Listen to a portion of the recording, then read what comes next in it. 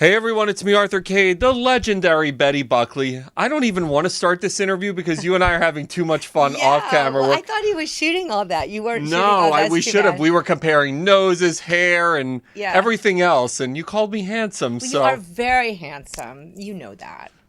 Come on. I don't, but I'll take your word for it. When I have a Tony winner telling me I'm handsome, it's already a Good Friday.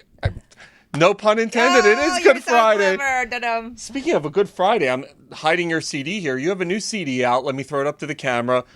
How do you mix up great American songbook stuff with Radiohead? I mean, you've got everything on here. Because I have this incredible band of musicians the band is headed by Christian Jacob. He's been my collaborator for about 8 years, and he's my arranger. And then I have this brilliant guitar player named Oz Noy, and a wonderful drummer on the album. It's Ray Brinker, and the bass player is Trey Henry. And on the bonus tracks, which is the second CD, we did 5 songs and 3 stories. The band is Christian, Oz, Tony Marino, who's played bass for me for almost 30 years, and this wonderful drummer named Todd Eisler, a dear friend. So, I don't know. I just, I grew up in the 60s, and, my aspiration was to sing. Janis Joplin was from Beaumont, Texas, and my mother's like, listen to Julie Andrews, Betty Lynn, you need to sing like Julie Andrews. And I'm like, Mom, Janis Joplin was from Texas.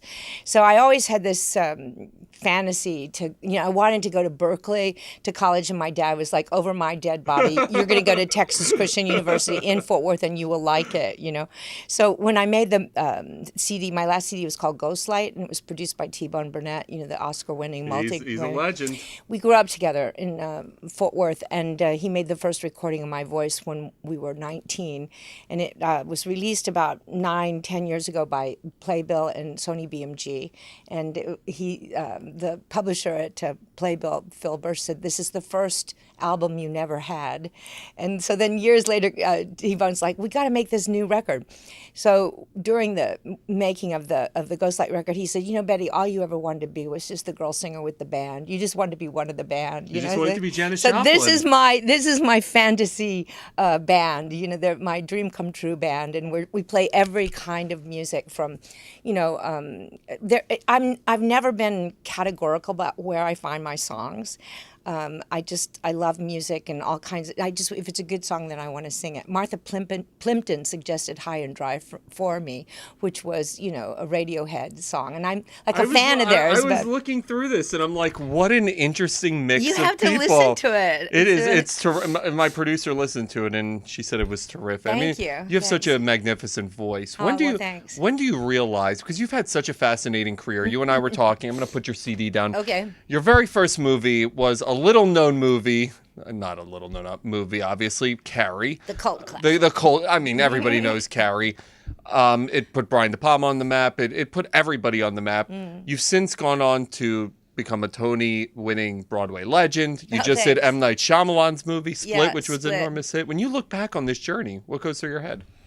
It's a pretty wild ride, I love the fact that I do get to do different things, and I guess sometimes people think that a career has a certain plan to it.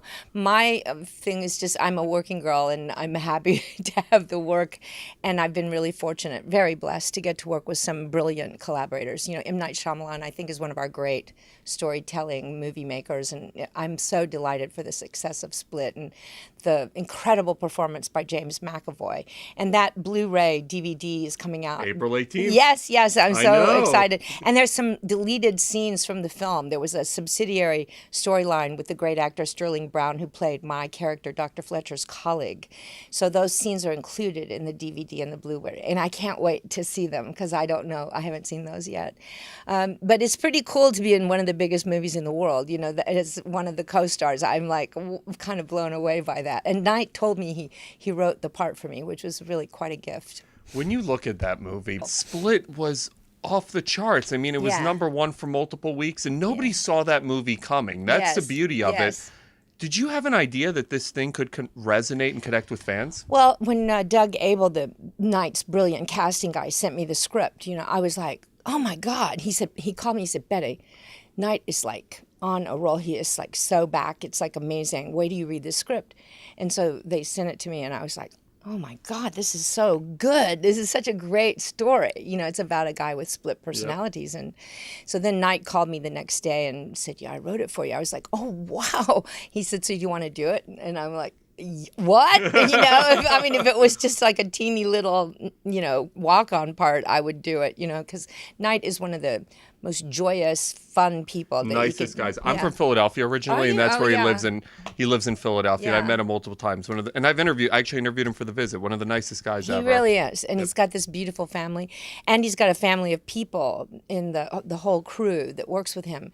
Many of them have done all of his movies, and so it's a real great atmosphere on the set, And he's very mischievous, and so is McAvoy, and so am I. So there was a lot of great teasing that went on between takes, which lifted the otherwise terrifying atmosphere to the story. What do most people know you for? There's got to be a generation who sees you from Carrie. There's got to be a generation who sees you as the psychiatrist from Split. There's got to be the Broadway community who knows you as a Tony winner.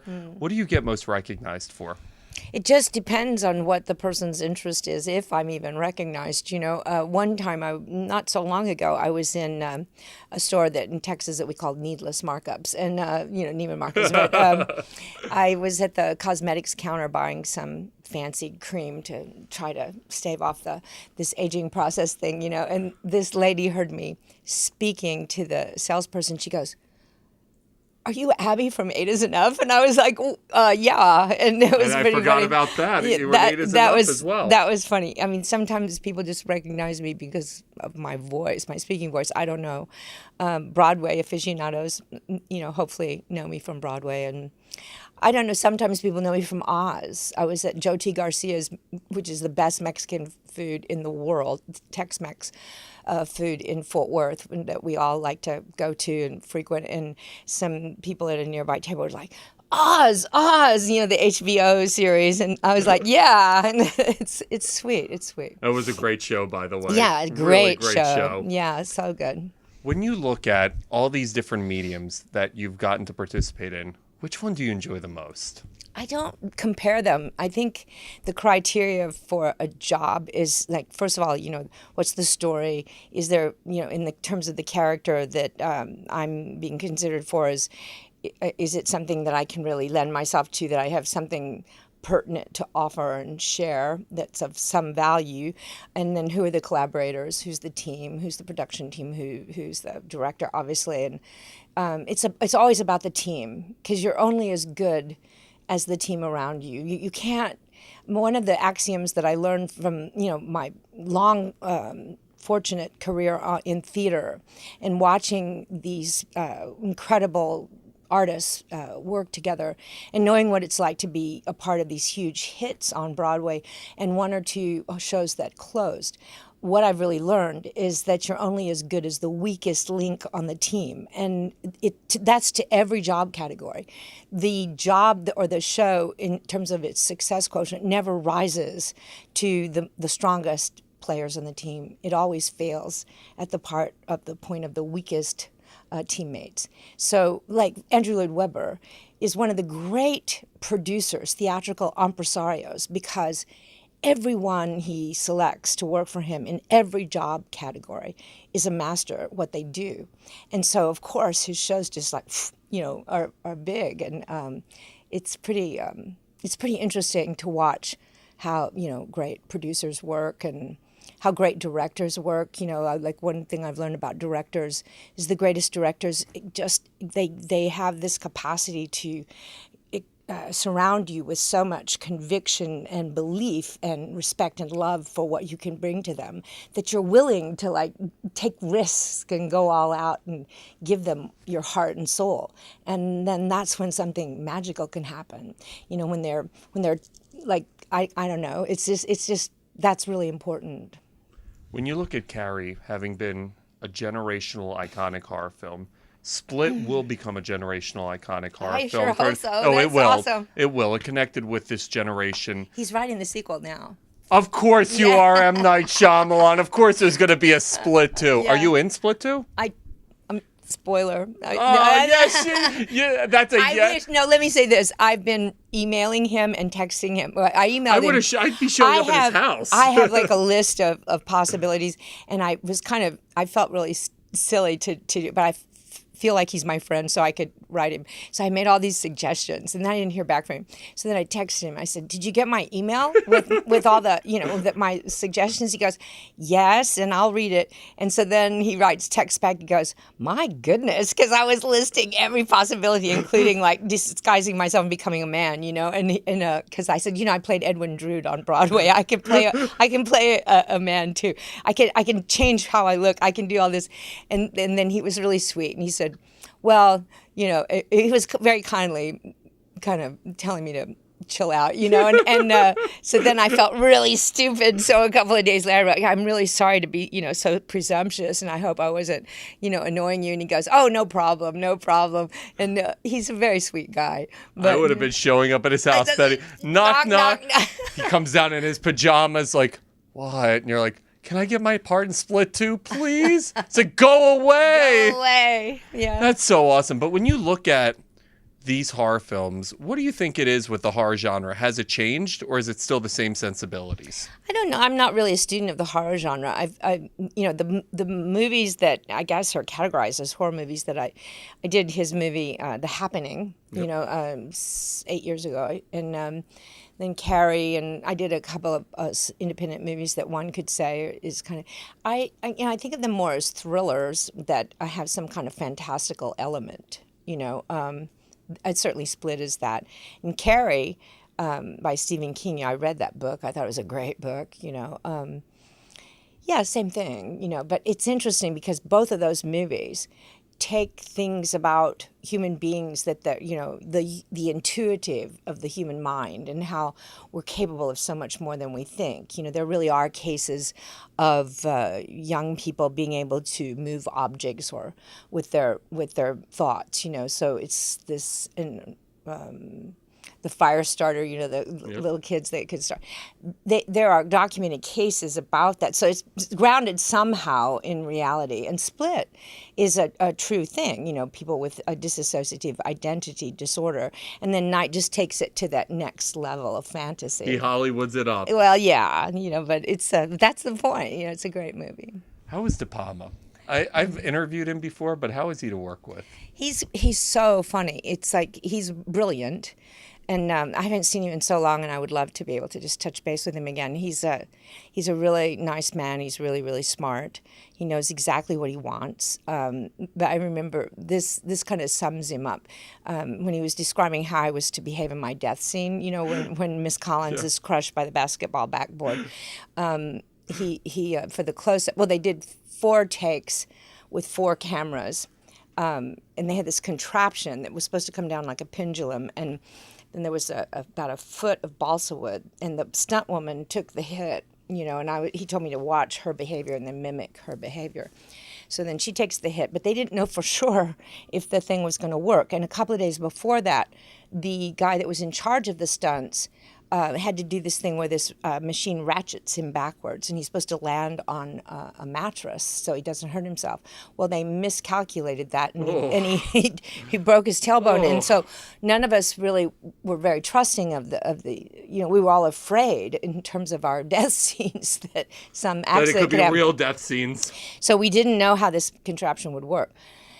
So then they insert me into the close-up shot for Miss Collins after the wonderful stunt woman did her work to take the hit with the 4 cameras things.